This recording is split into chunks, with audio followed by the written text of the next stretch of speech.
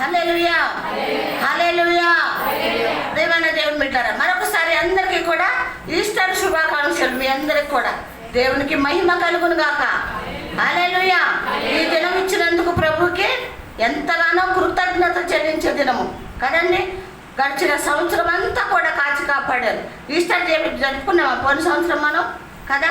మరి ఈ సంవత్సరం వరకు కూడా మనందరినీ సజీవ లెక్కలో ఉంచారు ఆయన. హల్లెలూయా కదా. అందరం కూడా బాగున్నాం, ఎవరు కూడా మిస్ అవ్వలేదు మనలో కదా. అందరం ఉన్నాం అంటే ఎవరి కృప ఇది కదా. ఆయన లేచారు, మనల్ని కూడా లేపారు. హల్లెలూయా, హల్లెలూయా. ఆయన లేచాడు, మనల్ని కూడా లేపాడు. ఎలా లేపాడు? ఎక్కడ లేపాడు? ఏమ్మా, ఎక్కడ లేపాడు? లోకములో మరణంలో ఉన్న మనల్ని, సచ్చి ఉన్న మనల్ని ఆయన రక్తము చిందించి ఆ రక్తముతో మన పాపాలు కడిగి మనకు రక్షణ ఇచ్చి మళ్ళీ మనం బ్రతికించాడు. హల్లెలూయా. మనల్ని మళ్ళీ కూడా బ్రతికించాడు. ప్రియమైన దేవుని బిడ్డలమైన మనం బ్రతికి ఉన్న మనం ఏం చేయాలి? ఆయనని ఆత్మతో సత్యముతో ఆరాధించాలి, భయముతో వణుకుతో ప్రార్థించాలి, మన ఆత్మీయ జీవితాన్ని కట్టుకోవాలి, కాపాడుకోవాలి. ఆ రాజ్యము కోసం సిద్ధపడాలి, ఆ రాజ్యము కోసము సిద్ధపడాలి ప్రేమన దేవుని బిడ్డలు. కాబట్టి అందరము కూడా మరి దేవుని రాకడ బహు సమీపంగా ఉంది. నేను మళ్ళీ ఈస్టర్ చూస్తాలే, మళ్ళీ వచ్చే సంవత్సరం ఈస్టర్ చూస్తానులే అని మాత్రము మనం ఆశ కలిగి ఆలోచన కలిగి ఉండద్దండి.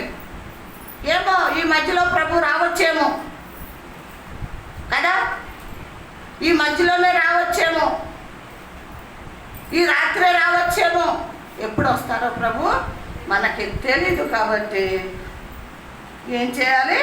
సిద్ధపడాలి కదా, సిద్ధపడాలి. మంచిది ప్రేమైన దేవుని బిడ్డలారా. మరి ఈరోజు మరి మంచి శుభమైన మరి దినము కదా, పునరుద్ధాన దినము, పునరుద్ధాన దినము, పరిశుద్ధ దినము. ఈ దినమున ప్రభుని మనము ఆరాధిద్దాం. చూడండి, లూకాసు వార్త వాక్యంలోకి వెళ్ళిపోదాం. వాక్యం త్వరగా చూడాలి. మళ్ళీ తలలు పైకెత్తి నన్ను చూడాలి. దయచేసి తలలు కింద పెట్టుకుని ఉండదు, మీకు అర్థం కాదు. అందరూ కూడా శ్రద్ధతో హృదయాలు తెరవబడి, ప్రభు ఈరోజు పండగ కదా, ప్రభు ఏం మాట్లాడతాడో నాతోటి, నేను ప్రభు మాటలు వినాలి, జాగ్రత్తగా ఆలకించాలి అన్న మనసు నాకు మీకు మనందరికీ కూడా ప్రభు ఇచ్చునుగాక. హల్లెలూయా, హల్లెలూయా. మంచిది. లూకాసు వార్త, లూకాసు వార్త 23వ అధ్యాయము, లూకాసు వార్త 23వ అధ్యాయము 46 నుంచి చదువుకుందాం.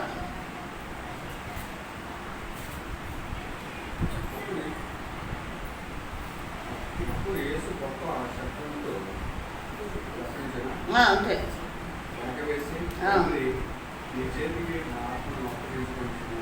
చాలండి, తలలో ఉంచుకుని ప్రార్థన చేసుకుందాం. దయగల తండ్రి, ప్రేమగల యేసయ్య, మీకే వందనాలు, స్తోత్రాలు ప్రభా. నా దేవా, నా తండ్రి, మీకు వందనాలు చెల్లిస్తున్నాను అయ్యా. నైనా ఈ పునరుద్ధాన దినం ఇచ్చినందుకు మీ స్తోత్రం, ఈ పరిశుద్ధ దినం ఇచ్చినందుకు మీ స్తోత్రం అయ్యా. నైనా అయ్యా, గుడ్ ఫ్రైడే రోజు మరణించి అయ్యా మళ్ళీ కూడా ఈ దినమునైనా, ఈ ఆదివారంనైనా తెల్లారగట్ల పెందల కాడే ప్రభా అయ్యా, మీ స్తోత్రం. నీ బిడ్డలు ప్రభా సమాధి దగ్గరికి వచ్చారు, కానీ అయ్యా అప్పటికే తెరవబడ్డది అయ్యా. నైనా వాళ్ళు భయపడి అయ్యా ఏడుస్తూ ఉన్నారయ్యా తండ్రి. నైనా వాళ్ళు గ్రహించలేకపోయారు, మీరు అందులో ఉండేవాళ్ళు కాదు. లేచే దేవుడు అని, మాట తప్పని దేవుడు అయ్యా, నేను లెగుస్తానని వాళ్ళకి చెప్పారు మీరు అయ్యా. చెప్పిన విధంగా లేచిన దేవా మీ స్తోత్రం. నా దేవా, నా తండ్రి, మీకు వందనాలు. మాకు కూడా జ్ఞానం దయచేయండి, ఆలోచన దయచేయండి ప్రభు. ఇది చెప్పాడు కదా, ఇది విని గ్రహించి హృదయంలో భద్రపరుచుకుని ఆ ప్రకారం నేను నడుచుకుంటానన్నా అయ్యా. నైనా జ్ఞానము దయచేయండి, నాకు మాకు అందరికీ జ్ఞానం దయచేసి మీ నామాన్ని మహిమ తెచ్చుకోండి ప్రభా. నాయన ఇదిగో తండ్రి, మీ జీవపు మాటలు, ఈ పరిశుద్ధ మాటలు ప్రభా పరలోకం నుంచి దిగి మీకు వందనాలు వందనాలు. ఈ మాటలు బోధిస్తూ ఉండగా, ప్రకటిస్తూ ఉండగా, ధ్యానిస్తూ ఉండగా ప్రభా, అయా నాయన మీ స్తోత్రం. మీ ఆత్మతో నన్ను నింపి ప్రభా, నా నోట మీ మాట పెట్టి ప్రభా, యేసయ్యా నన్ను నేను మీ సిలువ చాటుగా మరుగుపరుచుకుని మీరే మాట్లాడమని యేసు నామములో ప్రార్థించి అడిగి వేడుకుంటున్నాం తండ్రి. ఆమేన్. హల్లెలూయా హల్లెలూయా. చదవండి ఏమన్నాడు అక్కడ. అప్పుడు యేసు గొప్ప శబ్దముతో కేక వేసి ఏం చేశాడంటండి? గొప్ప శబ్దముతో కేక వేశాడు. ఎవరు? యేసయ్య. గొప్ప శబ్దంతో కేక వేసి, తండ్రి నీ చేతికి నా ఆత్మను అప్పగించుచున్నాను అని చెప్పి ఆయన ఏం చేశాడంటండి? ప్రాణం విడిచిపెట్టేశాడు. గొప్ప శబ్దముతో ఆయన కేక వేసి ఆయన ఆత్మను ప్రభు చేతికి అప్పగించే, తండ్రి చేతికి అప్పగించి ఆయన ప్రాణం విడిచెను అన్నది మరి మాట. ఈ మాట ఎక్కడ విన్నామా? ఈ మాట ఎక్కడ విన్నామా? వినలేదా? ఎక్కడ విన్నాం? ఎక్కడ విన్నామమ్మా? గుర్తుందా ఈ మాట విన్నట్టు మీకు? మా అత్తమ్మ గుర్తుందా నీకు? గుర్తులేదా? ఉందా లేదా? నీకున్న మౌనిక ఈ మాట విన్నట్టు కానీ ఎక్కడో విన్నట్టు కానీ మౌనిక మా అత్తమ్మ మీకు ఏమన్నా గుర్తుందా? పోనీ వినలేదా?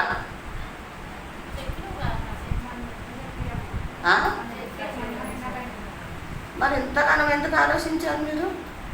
అంటే మీరు వింటున్నారు కానీ ఏం చేస్తున్నారు? అపవాదిగాడికి అప్పచెప్పేస్తున్నారు. నోళ్ళు తెల్లబెట్టి చూస్తున్నారు కానీ అవునమ్మా మొన్నే కదా చెప్పావు అని టక్కని మీ నోటమ్మట వచ్చిందా?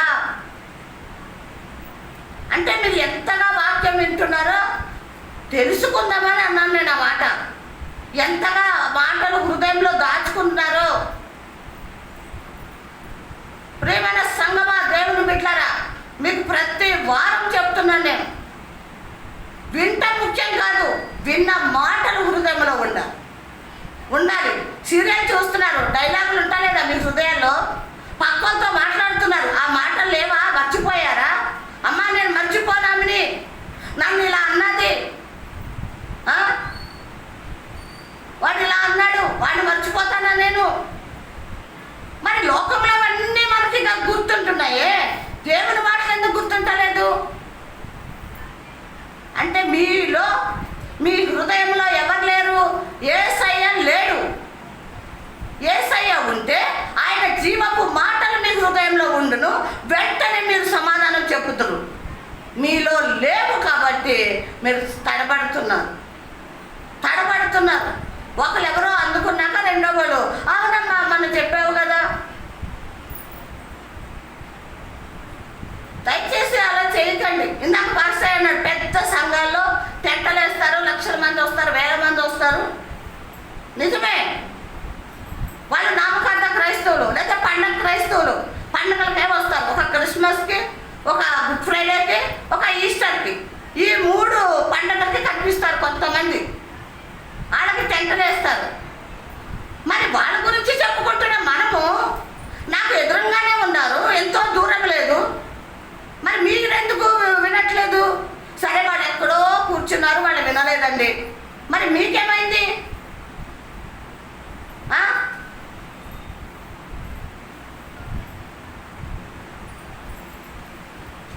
లోకంలో విడవబడతానికి ప్రయత్నించకండి దయచేసి. లోకంలో నేను విడవబడతాను వినకపోతే, ఆ మాటలు నా హృదయంలో దాచుకోకపోతే, అపవాదిగాడి నన్ను నరకానికి తీసుకుపోతాడన్న భయం కలిగి ఉండండి దయచేసి బిడ్డలారా. మైక్ ఉంది, నా గొంతుకే ఎక్కడికో ఇక పడుతుంది. పోనీ మీకు అర్థం కాలేదా? 1కి 2, 2కి 3 సార్లు చెప్తాను నేను, మీకు అర్థం కావాలని. ఒక్కరోజు మధ్యలో గ్యాప్ వచ్చింది, శుక్రవారానికి ఆదివారానికి ఎంతమ్మా గ్యాపు? ఒక్కరోజు. మనకు అన్నీ గుర్తుంటాయి. పక్కోడేమన్నాడో తెలుసు, గుర్తుంటాయి. ఎవరేమన్నారో గుర్తుంటాయి. దేవుడు ఏం మాట్లాడాడో మాత్రం గుర్తుంటాడు. జాగ్రత్త ప్రేమైన దేవుడు కదా. దుఃఖపడుతున్నాడు ప్రభు మనల్ని చూసి, ఏడుస్తున్నాడు. నేను ఇంత శ్రమపడి ఇన్ని బాధలు పడి వీళ్ళ కోసం నేను రక్షణ తీసుకొస్తే, మరణం నుంచి వీళ్ళని విడిపించి ఆ రాజ్యంకు తీసుకువెళ్ళాలని ఈ లోకానికి వస్తే వీళ్ళలో ఏం లేదు, మార్పు లేదని ఏడుస్తున్నాడు. నువ్వు నేను ఏడవట్లేదు, మన కోసం ఏడుస్తున్నాము. ఎంత సంపాదించుకున్నాము, ఏం తిన్నాము, ఏం కట్టుకున్నాము, ఎక్కడ ఎంజాయ్ చేసాము, దీనికోసం ఏడుస్తున్నాం మనం. దేవుడేమో మన కోసం ఏడుస్తున్నాడు, మనమేమో లోక పాపం కోసం ఏడుస్తున్నాం. గొప్ప శబ్దముతో ఆయన ఏం చేశాడు? ప్రాణము విడిచిపెట్టేశాడు. ఎవరి కోసం విడిచిపెట్టేశాడు ప్రాణం?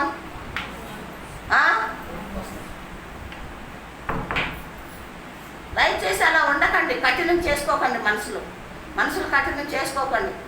ఎవరికి వాళ్ళే భయం ఉండాలి, భక్తి ఉండాలి, బాధ ఉండాలి, దుఃఖం ఉండాలి.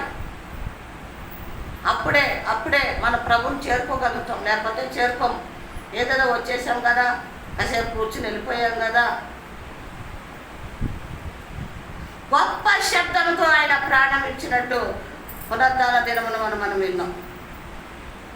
నీ కోసం, నా కోసం, మనందరి కోసం కూడా ప్రాణం విడిచిపెట్టినట్టు మనం చూస్తున్నాం. ప్రేమను దేవుని బిడ్డరా చూడండి, ఇక్కడ ప్రాణం విడిచిపెట్టాడు. ఎవరి కోసం ప్రాణం విడిచిపెట్టాడు? ఎవరి కోసం కదా? మన కోసం. ఎవరికి వాళ్ళే. నేను పాపిని కాబట్టి నా పాపముల నిమిత్తం ప్రాణం విడిచిపెట్టాడు. అది ఉండాలి, పౌరుషం ఉండాలి, పట్టుదల ఉండాలి. అర్థమవుతుందా? నరకానికి వెళ్ళాక ఏడ్చినా లాభం లేదు. ఇప్పుడు ఏడువు, ఫలితం ఉంటుంది. తర్వాత ఏడవాలన్నా ఏడ్చిన అవకాశం లేదు. చూడండి మత్తయి సువార్త 27వ అధ్యాయము 50 నుంచి మళ్ళీ చదువుకుందాం, జ్ఞాపకం చేసుకుందాం. ఆయన ఎందుకు మరణించాడు, ఎవరి కోసం చనిపోయారు ఆయన.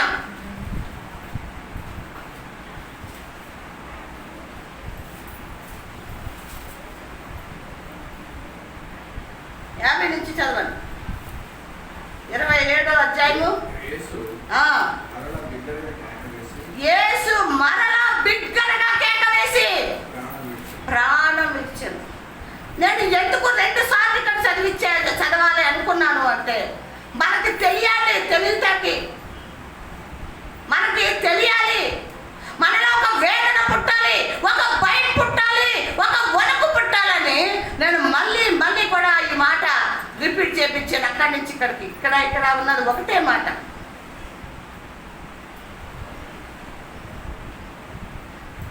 మరలా ఆయన ఏం చేశాడు? బిగ్గరగా కేక వేసి ప్రాణం విడిచాడు. చదవండి. ప్రాణం విడిచిన తర్వాత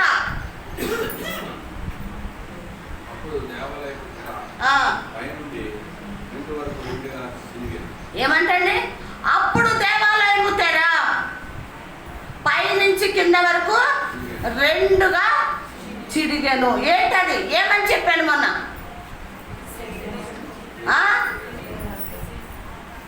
యేసయ్య శరీరము 2గా చీలిపోయింది, లేక చిరిగిపోయింది.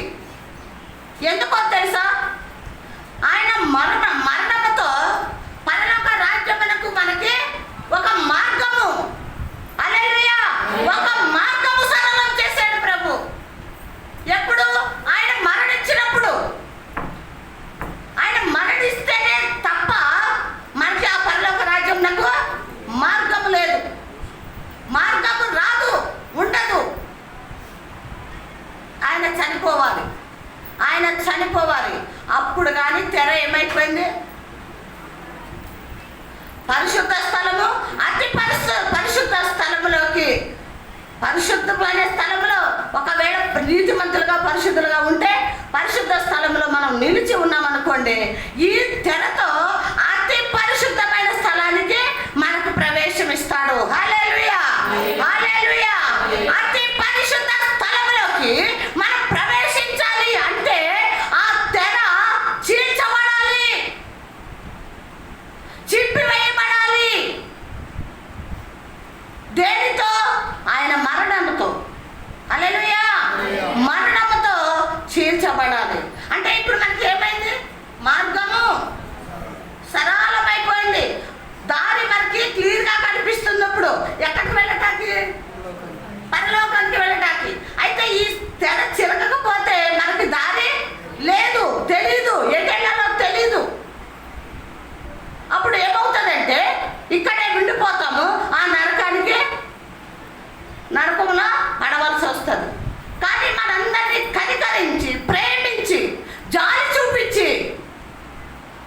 రెండుగా చీలేలాగా ప్రభు ప్రాణం పెట్టినట్టు మనం ఇక్కడ చూస్తున్నాం.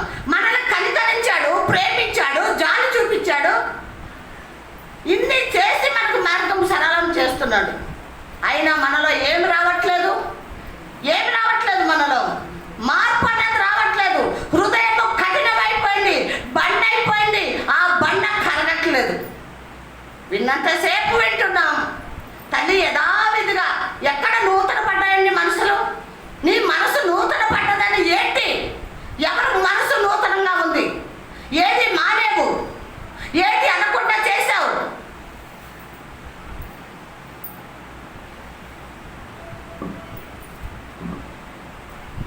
ప్రియమైన సంగమా, దేవుని బిడ్డలారా, ఎలా ఉన్నారంటే ఎవరి సంఘం గురించి మనకొద్దు.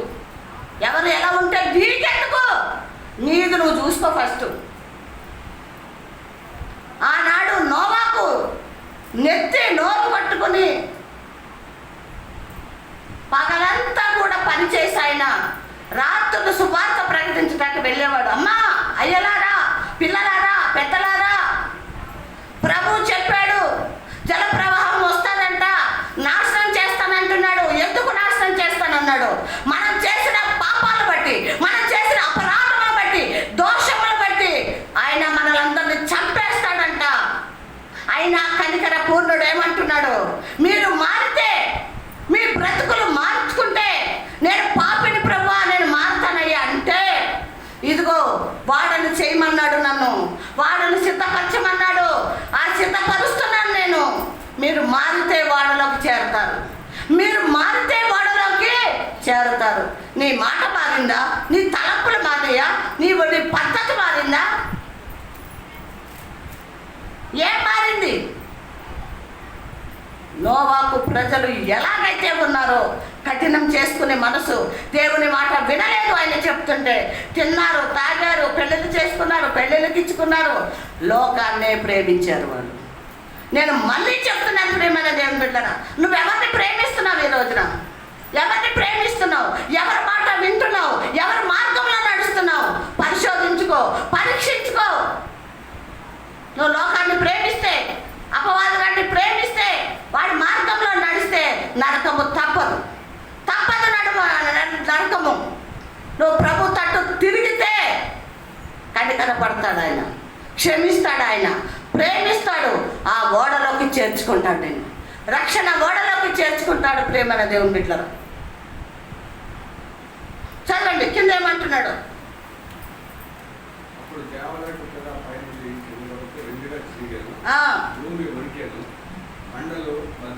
ఏమంటే అండి, భూమి వణికిందంట, బండలు బద్దలైనవి. ఎప్పుడు?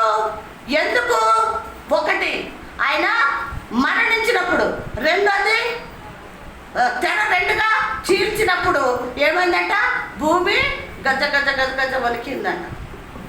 ఆ నీతిమంతుడు, ఆ పరిశుద్ధుడు కన్ను మూశారు కాబట్టి, ఆయన ప్రాణం విడిచిపెట్టారు కాబట్టి భూమి ఏమైపోయిందంట? వణుకుతుంది. బండలు ఏమైపోయినాయంట? బద్దలైపోతున్నాయంట. ఎందుకు? ఆ బండలు బద్దలైపోతున్నాయి, కానీ మన హృదయం అనే బండలు ఎందుకు బద్దలవ్వట్లేదు? ఎందుకు బద్దలవ్వట్లేదమ్మా?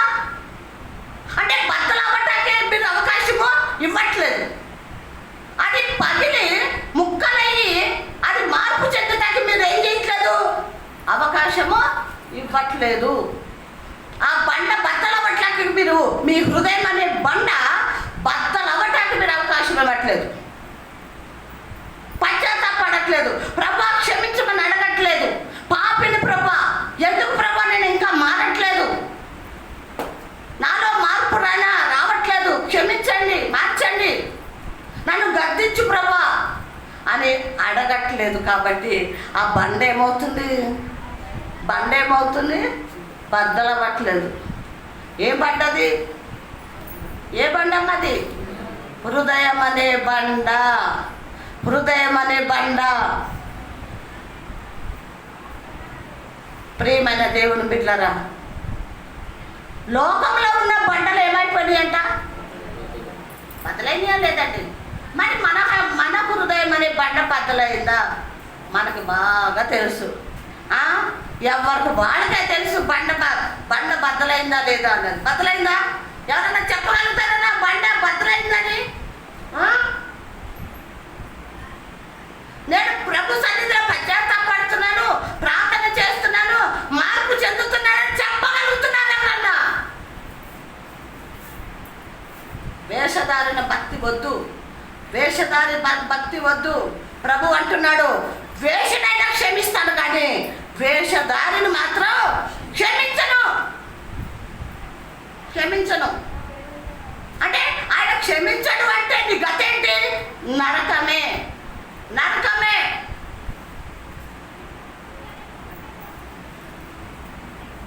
ప్రియమైన సంగమా, దేవుని బిడ్డలారా, దేవుడు రాకడ బహు సమీపంగా ఉంది. మార్చుకొని బ్రతుకుని, మార్చుకొని జీవితాన్ని, మార్చుకొని పద్ధతులు. బండలు బద్దలైపోతున్నాయి, భూమి వణుకుపోతుంది, కానీ మనం మాత్రం వణకట్లేదు. దేనికి వణకట్లేదు?